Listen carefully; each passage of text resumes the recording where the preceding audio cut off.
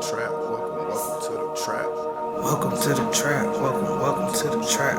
Welcome to the trap. Welcome to the trap. Let's go. Zen. Trap. Zen. Trap. Zen. Trap. Zen. Trap. Protect. Yo, peace. All right, welcome back to another Zen Trap Chat. I'm one of your two hosts, Yogi LG. Zen P.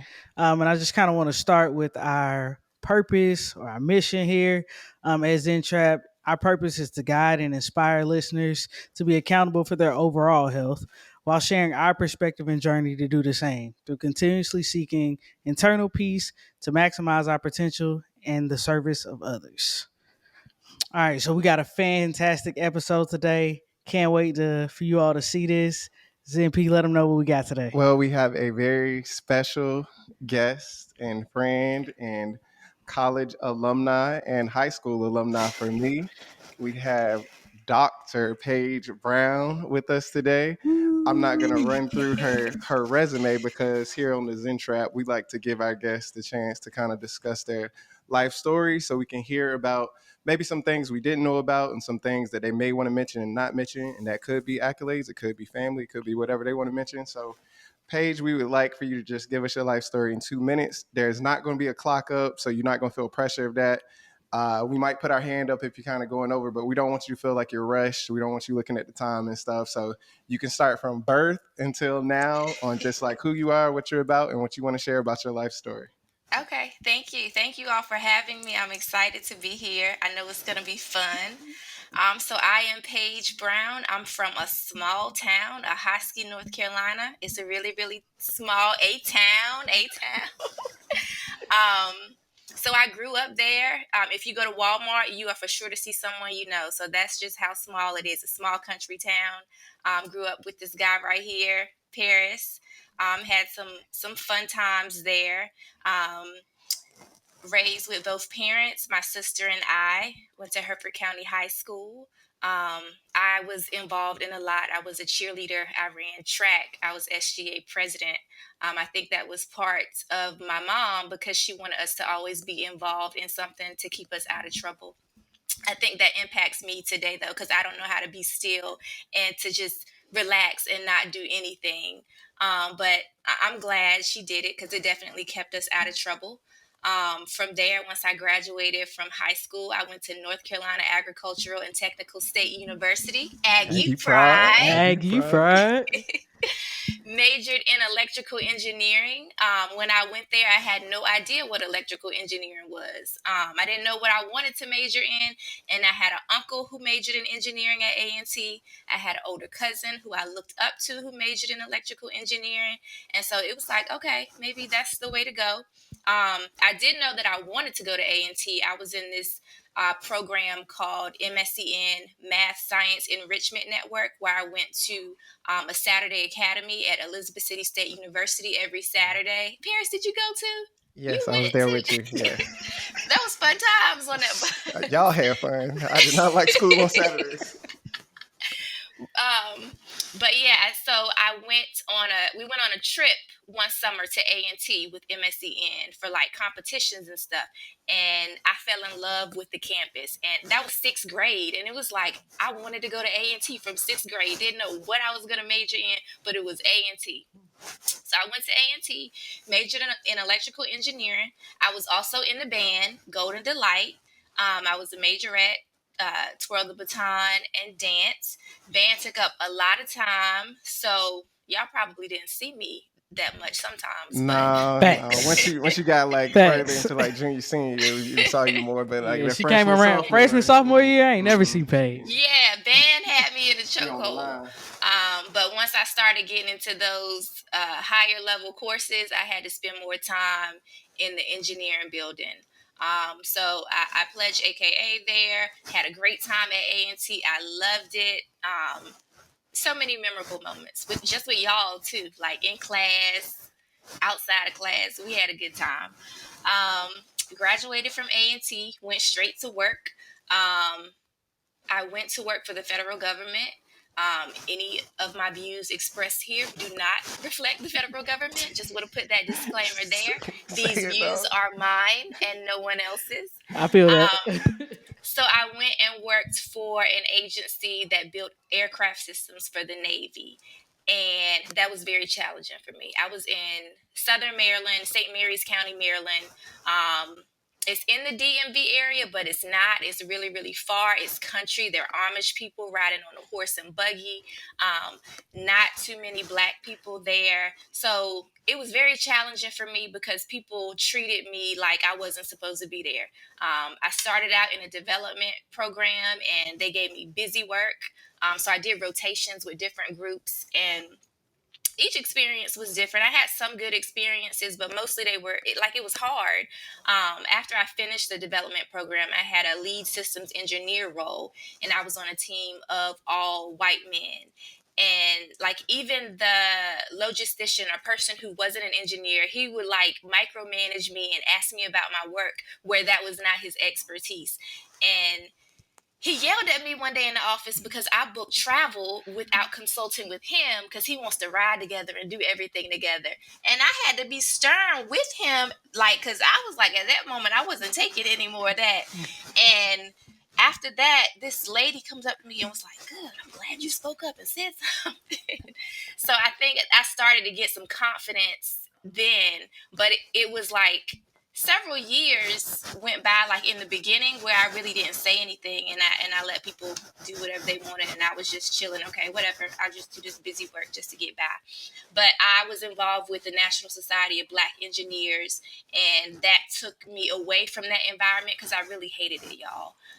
But being with other people that look like me, going to conferences, working with students, exposing them to engineering, that really made me feel good, and it had me thinking that I wanted to be a teacher because I was teaching engineering to kids, and so I got my master's in education. While I got that, I actually transitioned to another job, more diverse. I was just so happy to be in a place where there were people from all backgrounds.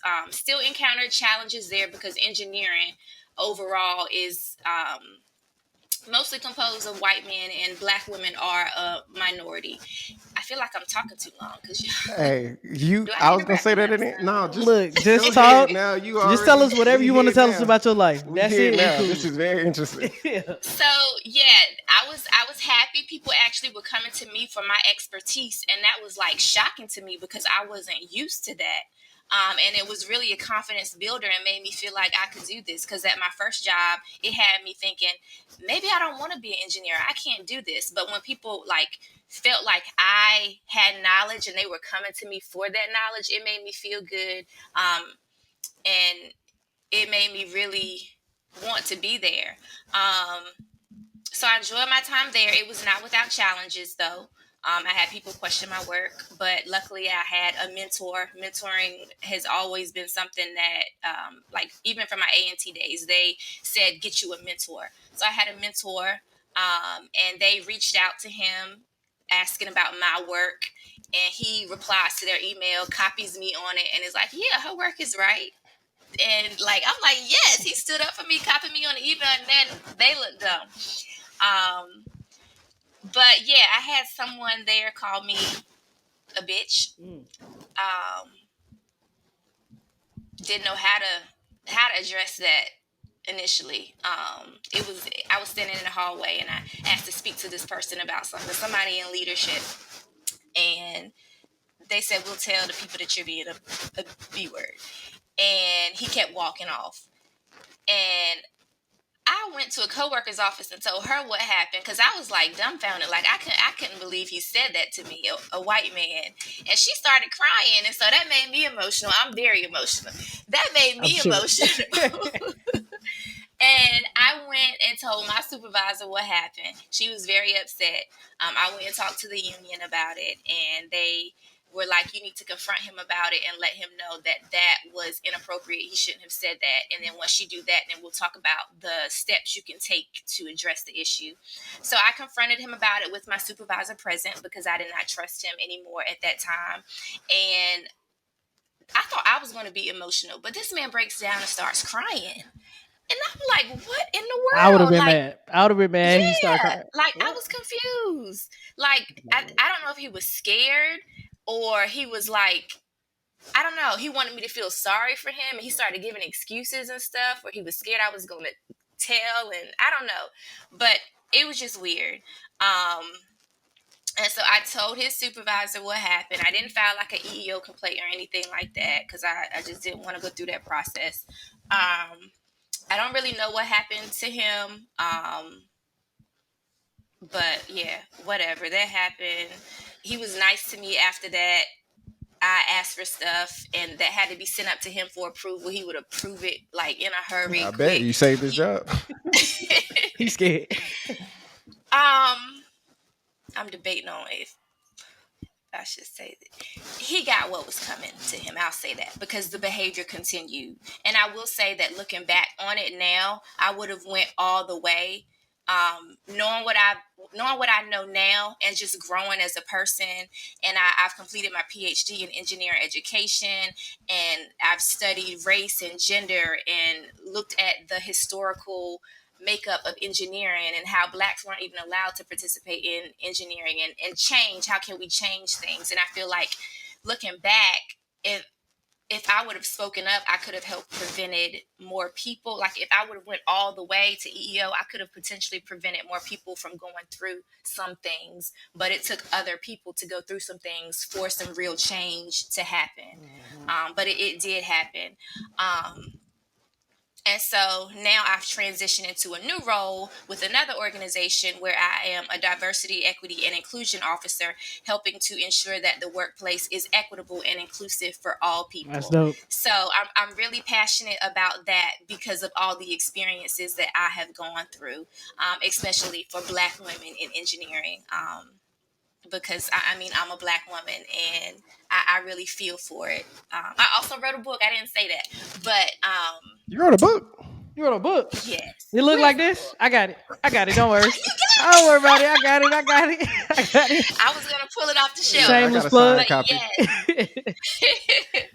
But yeah, because I was seeing like at that time when I was working at my second job, I would see like people I went to school with making statuses about some of the things that they experienced at their jobs, and I was like, okay, I'm not the only one that's going through this, and maybe some people won't know what to do or how to handle it, or quit, or just let people keep treating them like this. Maybe I can provide some encouragement or strategies for people to have to navigate these Yeah. instances.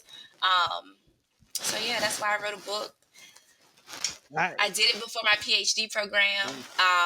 It might be a part two or another book because I feel like I don't know. Conqueror Part I 2. wouldn't accept some of I wouldn't accept some of the same things that I have accepted. And you know, life goes on. You continue to grow and have learning experiences. So we evolve as people.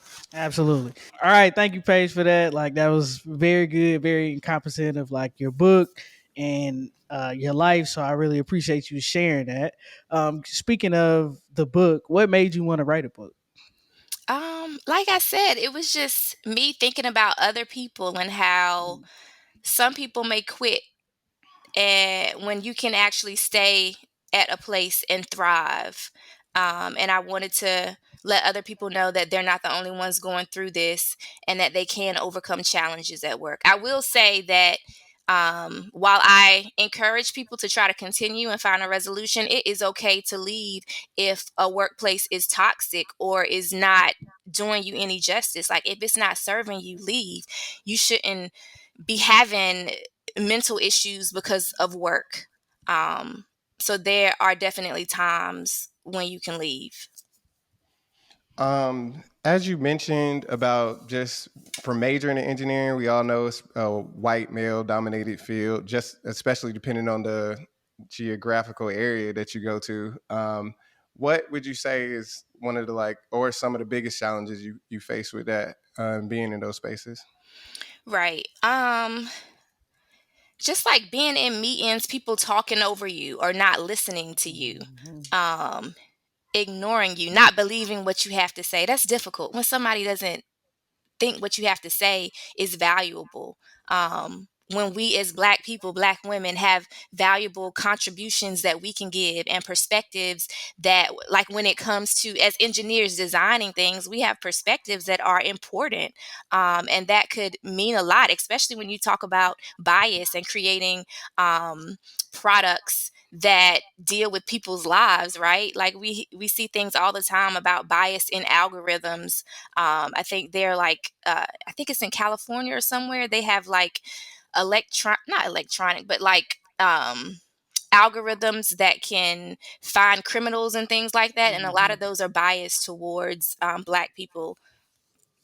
So that's one thing: people not believing what you have to say, ignoring you, speaking up over you, interrupting you, those microaggressions every day, not being treated fairly, um, performance reviews, being Uh, evaluated Them for sure. unfairly. Them for sure. Yeah, like Yeah. you can be doing so much more than your white counterpart, no more, and they get the high fives, they get the awards, and it's just not fair. Yeah, I had a Uh, homegirl just tell me the other day, like in her performance review, they were telling her she was unprofessional just based off how she laughed.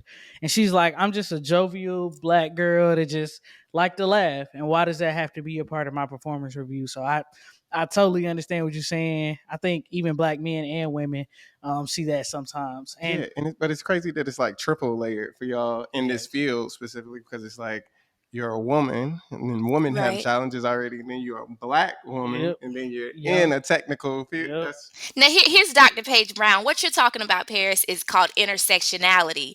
I love the So, the technical term. so we as people, we are not just Black or a man or a millennial or whatever.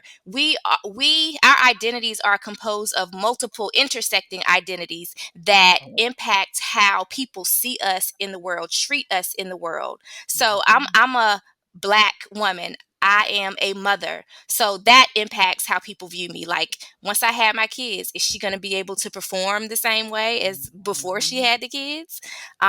So all of your identities combine, and that determines how you're treated and viewed in this world. I love this Th- stage of life. This feel like It Reverend Paige Brown. Thank you, Dr. no, Brown. yeah, like I mean, it some of your identities, they provide you with privilege. Some of it calls you to have oppression. So like Absolutely. the doctor added to my name in some spaces, not all, in some spaces it gives me privilege. Some people will listen to what I have to say. But if I'm out here walking down the street, all people see is a Black girl. And that doctor doesn't mean anything. Absolutely. So, speaking of being a mother, getting your PhD, all these things you've done, what do you feel like has been your biggest adversity so far? That's a hard question. Yeah, My biggest adversity. Yeah. Or maybe um, one that you're most grateful for, like the one that really taught you the most, or that you saw yourself really catapult in growth after that adversity. um, I mean, I would say in general, like not even work related, like having my son, because my son was born 3 months premature. I was in my PhD program. Um, and it really helped change my perspective on things in life, like in general, because him born 3 months early, I can't even hold him because he's in this incubator, and I've got a quantitative data analysis test coming up, but I'm in the hospital because I just had this baby. Like, what's more important? Like, forget all this other stuff. Like, I don't have time to deal with this challenge. With I don't have time to deal with this challenge. I can't even get my words You out. can say I'm shit about if you want to. You can say shit, shit. I don't have time to deal with BS Mm, nonsense when it's real world issues going on. My family, my children, they come first now. So when I'm mhm, dealing with people and nonsense at work, like people, like stupid stuff, I don't have mhm. time for that. Like, we can be adults and we can get through this, but it's just bigger things in life to worry about. I think that has helped me to grow as a person outside of work and even at work. Like, what are we trying to accomplish here? Let's put everything aside and focus on the goal. It puts things in perspective. Yeah, it puts things in For perspective. sure. I got you. Inside, because clearly you're busy from clearly family, work. all different aspects of that. And you see this on TV and in real life all the time about people when they get married, have children, you got work and stuff, you start to almost lose yourself into all these other things and don't find time for yourself. So what do you do to kind of make sure that you don't like lose track of like who you are and find time for yourself, and like what how do you find peace in your busy life? I'm still struggling with that. I'm still Hey, a work that's in okay. progress. I I'm gonna be appreciate that. honest. I I'm gonna appreciate the be. honesty. Yes. It's hard because it's like every day I gotta wake up. I gotta worry about two other people and what they're eating, what they're wearing today, getting them to school. Like y'all, I hate trying to figure out what people gonna eat for dinner My little broke best friends. every night. Broke best friends for Yes. sure. And then you work hard and prepare a meal and put it in front of them and they throw that plate away. Throw it. Like, Oh and yeah. then you're working, and it's my my new job right now is very demanding right now. I don't know if it's because it's the beginning and I'm learning a lot about the organization as well, and it's a lot. And then you married, you got a husband and he wants to spend time with you as well, For and sure. get away from me. I just want to be by myself right now. But I mean, you so I've been trying to intentionally carve out time for me. I've been intentionally trying to step away from things. Like I'm really ambitious. And so when We can tell. opportunities come about, I've been doing better at saying no to stuff. Yeah. I could have said no to y'all, but I like y'all. And I feel like it would have been so good to talk to y'all and see y'all because I don't remember the last time I've seen y'all, and I knew it was going to be a good time. So I feel like this is good for me, for my mental health, because this is something that I actually enjoy and it's not like work. Yeah. Um, so thank you all for Yogi being LG felt it. No, I was like, no, come on, just push a little bit. She ain't saying no yet. Make her I say was no. like, she busy, Make her man. say Let her, no. let her, let her Make do her her say thing. no. Nah, but we definitely understand like your lifestyle and what you got going on. We see your ambition, and just like it's amazing how you can watch people you went to school with online and just be in admiration just based off like their social media. Like I'm like, man, I saw your son was born 3 months early. Like I'm worried about the next child coming. What we doing to prevent it? I'm thinking about it. Like I'm worried about Yeah, you just from afar. So we absolutely have seen your growth and are super in admiration of that. So we really appreciate you thank giving us you. this Yeah, time. and I know like once every 3 years we be like sitting around, be like, what's Paige doing? We give you like a random call out of nowhere, and you be Like like, we need to what call is Paige. this? We should call Paige. Um, Yeah. So I like I have a hard time leaving something if I'm into it, like mhm, working on something. So now I have to make myself stop and move on to the next thing. Like when my work day is over, stop so you can have time for yourself before you go pick up the kids. So like scheduling things. I put everything else on my calendar. So why not put time for me to go get my nails done? Time for me to just rest and do nothing. yeah. So speaking of just how Intentional fun. ambitious you are, do you feel like you're actually maximizing your potential? And I would say why or why not? Um that's a hard question for me too, because like I mean, having two kids, I've been intentionally trying to slow down Mhm. because at this point in my life and the ages that they are, it's a critical time point for them. So I want to be present for them, to give them everything they need. And I feel like when they get a little bit older, um I'll put myself back out there all the way. But I mean, as for right now, I'm doing what I can, not taking on too much, doing things that I think would serve me. Um, and is not just something just to do it. And I'm not going to get anything in return. Like it has to be beneficial for me in some way. And so I do think about that. Like, how will this help me in the long term? Um, yeah. So I would interpret that as absolutely just because you're maximizing your potential in motherhood, you're maximizing your potential in Okay. career wise, wifehood. Is that a thing? Wifehood? I don't know. Yeah, you can throw a Right. hood at Wife that. life. Wife life. So I think my answer to that for you would be yes, but I think we never Yeah. know our full potential. We just keep trying to reach it, and continue Right. to hit And that. then you don't want to do too much where you break yourself down and you like minimize that. Absolutely. Minimize your ability to be able to reach your full potential. Yeah, she's talking about Like I burnout don't want syndrome. to. Yeah. Burnout Yeah. syndrome. Yeah, for sure. Yeah, yeah, I'm trying to avoid that. I got like a two-parter. So, with you getting your PhD, what made you decide to get your PhD one? And then this second part, you can kind of answer however you want. For people and specifically Black women, what would you say was probably the toughest part? Clearly, you talked about having a child during the PhD, which clearly that's probably the toughest part. Too.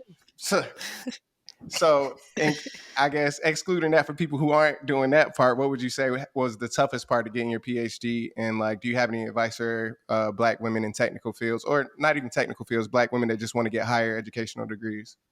Yeah. So I was working at that second job, and I had finished that master's in education. Um, and so it was like, okay, what are you going to do next, Paige? Because you said you wanted to be a teacher, but do you really want to be a teacher now? Now that you feel like you're actually enjoying engineering? Um, and a friend actually told me about engineering education, and that was a PhD program. So I started looking at programs, and Purdue had a program at the time. Virginia Tech has a program, and there are many other engineering education PhD programs popping up now all over. So I applied to Purdue. I applied to Virginia Tech. I applied to like a general education program at the University of Maryland because my husband wanted me to stay in Maryland. Um, and I got accepted to Purdue with a fellowship that was covering everything, so I wouldn't have to pay for anything. Didn't get accepted to Maryland, so I just felt like Purdue was for me. Um, and I made it happen. We made it work. We did long distance, my husband and I, for a year. Got pregnant midway through that year and ended up coming back and finishing the rest remotely. I was also working. I didn't work the first year of my PhD program, but I worked after that. After the first year. So yeah, I just knew that education, working with students, was a passion of mine, and I figured I could couple it with engineering. I'm not in education or academia right now, but I do see myself going that route in the future because even now, I really miss working with students. Yeah. And then the second part of your question, I would say I really struggle with imposter syndrome in the beginning of my PhD program because I got to this big PWI and I'm surrounded by all of these white people. And I went to a HBCU. And so I didn't have to worry about that, didn't have to think about that. Didn't worry about how people viewed me and treated me because it was like a family environment and everybody wanted everybody to succeed. And you hear things and stories about people's experiences at PWIs. And I was just like, man, should I be here? Like, I don't know, like, can I do this? Can I really do this? But I found that I could. I found that I am just as smart, if not smarter, than those people who I was in the program with. And one example of me knowing that was I had a white male in my cohort. He made it known that he wasn't doing the readings for class, but he sounded like he knew what he was talking about in class when we would have conversations and discussions, right? And I was like, how do you make it sound like you know what you're talking about and like you read it? Because I was up reading that stuff, like trying to dissect it and understand it. And he was like, he just reads the abstract and asks questions during class to make it seem like he knows what he's talking about. I was like, do you think that has to do with your privilege? He was like, yeah. I was like, I okay. don't care. I'm good at that too. I'm good at that too. I ain't hating on the man. I'd be nervous a little bit. I know, but Yeah. I learned, Lizzie. I learned how to read the abstract and do what I needed to do to get through. Right. Sometimes you gotta take a little shortcut. All right, so we have a question that we kind of asked to everybody and even have asked ourselves. So what is a piece of advice that you would give to your 18-year-old self? This is Paige, fresh out of high ski. What they say, bushy eyed and bright tail. What is it? Bright eyed and bushy tail. That's it. At A&T, you 18 years old. What advice would you give to yourself? Um, I don't know. We're gonna have to edit this part. That's good. It's cool. It's cool. What advice would I give myself?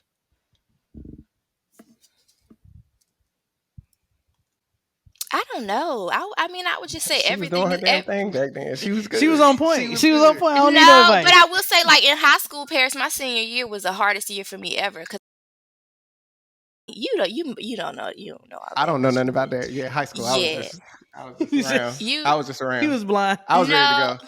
Okay. No, I would tell myself, I guess, We can talk about ev- that offline because I ain't know nothing about that. no, I would okay. I would tell myself everything is going to be okay. Like, you're going to go through some hard times, like some situations where you think it's going to be the end of the world, but it's not. Everything is going to be okay. Just keep pushing through. Keep That is keep dope working towards the goal. advice. I mean, it's simple advice, but I mean, it's No, it's the but sometimes that's truth. the best advice. Like if your future self could come and just say everything's gonna be okay, you might be like, It oh, give you like so much more like, yeah. okay, I just got to keep going. I don't Yeah. know how it's gonna be, but I got So to when keep you going. do get like, because we all get down, sad, overwhelmed with stuff. When you do get in places like that, what's your thing to do to like kind of get you out of that? Like, is it just time, or is it like music, or you got to be around friends and family? Like, what do you like to do when you start feeling a little overwhelmed or sad about something?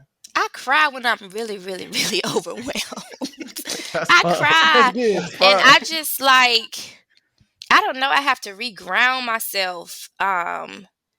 And like remember like what's most important, put everything in perspective and say, okay, Paige, you you giving so much of yourself, you got to take care of yourself, and let some things go. Give yourself grace. If you I told Mhm. y'all I'm ambitious. If you're not able to accomplish XYZ when you planned it, okay, maybe you just readjust that timeline. I had to do that a lot with my PhD program. I had to readjust my timeline each time I had a kid. I had to readjust it with COVID.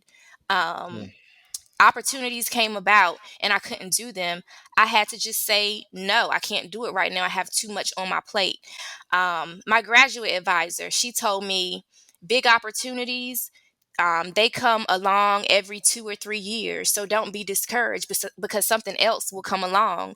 And you That's know dope. what? It could even be better than the opportunity that was presented before. So I just have faith in God that things will work out, and try to give myself grace. Yeah. That's That's dope. You mentioned imposter syndrome as well, and I only wanted to bring it up because I have a lot of female friends, and that seems to be a thing. Also in engineering, tech fields, and mhm. stuff like that, and that seems to be a thing that they struggle with as well. And I don't know if you have anything to say on that or advice for that as well for women or just people in general, not to generalize women that struggle with imposter syndrome. Because I know in the corporate workspace as well, as a man and from what I've seen from other men, we don't have issues with getting told no or applying for a job that we are not qualified for Right. whatsoever, or asking for a promotion that we feel like we may not even deserve. But I talk to some of my friends and they're like, I only have 8 out of the 10 things. I still need 9 and 10. And you just be like, what? No, you're doing this job better than anybody else has ever Yeah. done it. And you're still worried about. So, can you speak on that a little bit, or do you have any Yeah. words of Yeah. wisdom? That's how I was too. Like, I'm looking at the job announcement, like, I don't have this, I don't have that. Apply for that job. Um, don't be scared, apply for it. You can, I'm sure there is something that you have done where you can write something in your resume that speaks to whatever that qualification is. There is a way that you can do it, even if it wasn't from like your actual work on the job. Maybe if it was something where you volunteered with the organization, you can include that in your resume and that counts as experience. So don't be scared. You are capable. You are even more capable than some men out here. That's what I would say to women. You just have to be confident and put yourself out there. Um, for some reason, men are just more confident and they say whatever they want to say. Speak up, use your voice. I definitely think it's the environment. It's just cultural and stuff about how It's a men are lot of raised and things, women are this, raised. especially like Southern women. I Yeah, find speak even like a more lady and all Southern this other women stuff. are even more of a like, oh, let me not say that, let me not be disrespectful, and how people can Yeah, interpret things. Even though I'm very outgoing, I still struggle with it. Like, oh, that's kind of disrespectful. Let me not tiptoe. So I totally understand and can appreciate that advice yeah. for sure. I struggle with it too, but do it scared. Cause sometimes I do it scared. Yeah, It was do it one meeting I scared. spoke up and I was nervous, but I said I got to do it because I don't believe in what is being said right now. So Yeah. I may be nervous on the inside, but I said it. Yeah. I said what Somebody I I had saw to say. something not too long ago that says when you want to do something, you only need to be brave for about 15 seconds. so you could just start it. Like you just Mm-hmm. need about 15 seconds of bravery, so you can just get that thought out of your mind, that negative thought, and just do what you got to do. So Right. that is fantastic. Is there anything that's a part of like your daily routine or something that you've always done that kind of is attributed to your success? My daily routine. Or I even mean, just I something that you do maybe like once a month, like, oh, I write things down, or I put, whatever it is, something that you do specific to you. I mean, I set goals. Because I mean, like I have a vision for where I want to go. So I think it's important to write that down. Mm. So you know what you're working towards. Um, I also pray every day because I Amen. can't do it on my own. I need the Lord. Um, yeah, write it No, down. that's good. I make That's to do good. lists and everything like that. I'm a type A person for real. We know. Inside of your future vision for academia, what do you see? Like, I'm sure you already know, but you don't have to share it if you don't want to. I want to make sure you know that so you don't feel pressure. But what, I guess, do you see in doing with students? Are you trying to work with like college level students? Is it like, I don't even know the types of jobs out there for like academia. Engineering Yeah, education, right? engineering education, like Engineering education. What you want to do? administrator, school. Like, I have no clue of those types of jobs. Yeah. What is it that you're like aiming for in the future to working with students? So, yeah, I want to do something where I provide a space to help support Black women engineers grow and develop holistically. Like, not just in terms of their academics, but in terms of like knowing how to take care of yourself when you are in an engineering environment that's exclusionary. Knowing what to do when you encounter challenges with that performance review. Like, what do you do if somebody calls you the B word? Um, like how do you navigate all of these different challenges? And right now, like there are a lot of efforts to diversify engineering, but like we're trying to bring in people from different backgrounds. We need to be working on changing the culture of engineering so that once you bring them in, the environment is welcoming and inclusive and supportive of everybody, Mhm. not just Black women but everybody in general. And so that's what I want to do for them, because I don't think that engineering programs are providing that level of support. And it differs based on where you went to school. I went to a HBCU, but obviously at PWIs, it's very different for Black people and other minoritized groups. They start there in their undergraduate program with encountering racism in engineering, biases, microaggressions. There, I didn't have to experience that at my HBCU. I was kind of shocked when I got into the workforce because I wasn't expecting that. But supporting them throughout their entire engineering journey is something that I want to do. I have in my mind several ways that I envision myself doing that. I could work at a university and incorporate that into the engineering curriculum or program, or I could start my own consulting That's what I was business. gonna say. That So, sounds Shout like out a to the consulting consultant, firm. nonprofit type of business When you going get on, I around got you. And let me go get a multiple degree. schools. Education. yeah, Speaking on what you just said, we don't talk about that enough. The privilege of graduating from an HBCU and how much that shapes you. Like, I Yes. think you made a great point about like when you go to a PWI, maybe those type of people, they experience it early on. So when they get to the workforce, they are already ready for it, They and they numb kind of for like, it. and it's Yeah. the norm to them. Yeah. But mhm. when we get there, it's such a culture shock in every single way, shape, form, and fashion, and it just, I don't know, it changes so drastically too. Yes. And I went to like a black high school. So my high school's all black.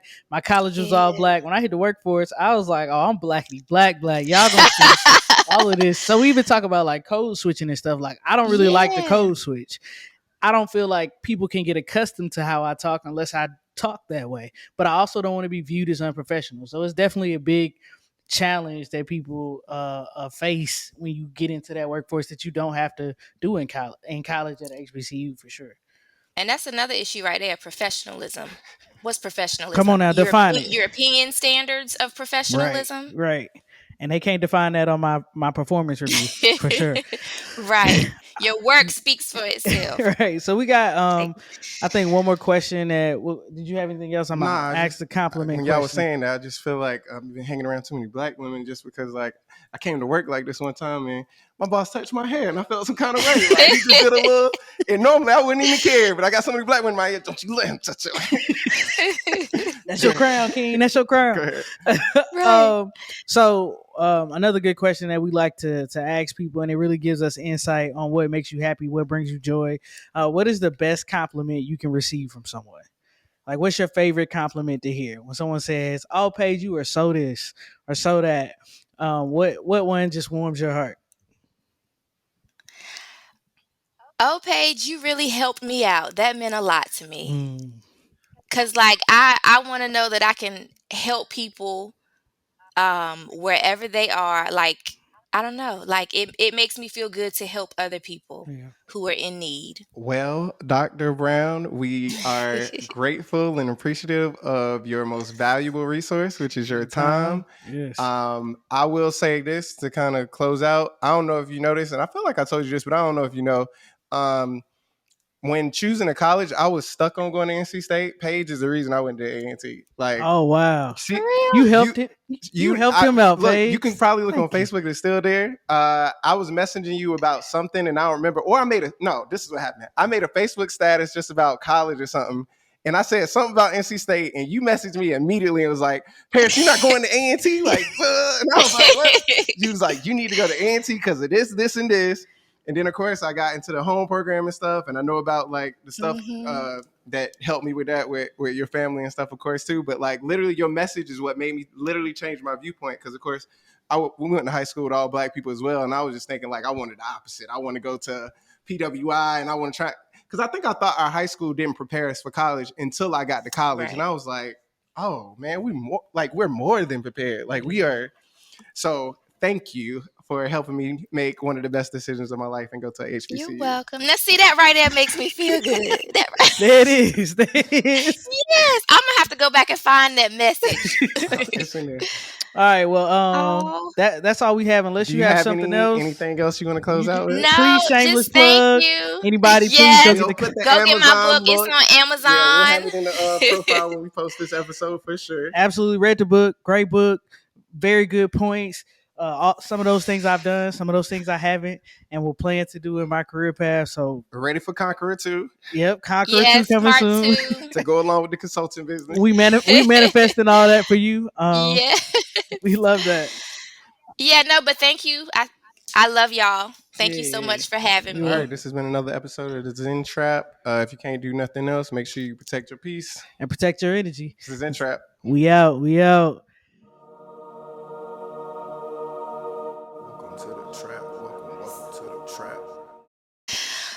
Oh, thank y'all so much. I had fun. I enjoyed Yeah, we this. think we And I really was like, why they want to have me on the After podcast? this whole speech and sermon you just gave, why we want to have you? no. What you talk about is intersectionality.